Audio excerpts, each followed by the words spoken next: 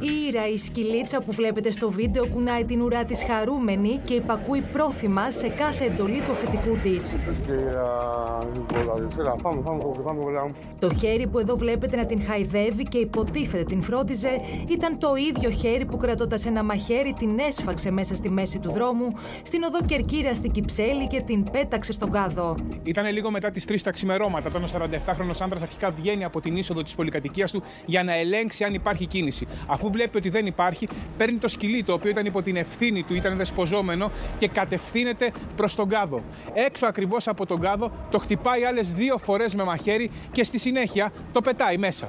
Το ντοκουμέντο της φρίκης είναι ενδεικτικό για το βασανιστήριο της Ήρας. Κάτοικος της περιοχής κατέγραψε σε βίντεο το αφεντικό της σκυλίτσας να την πιάνει από τον λαιμό για να την ακινητοποιήσει και με αδιανόητη βαρβαρότητα να προσπαθεί να την τεμαχίσει μπροστά στα έκπληκτα μάτια των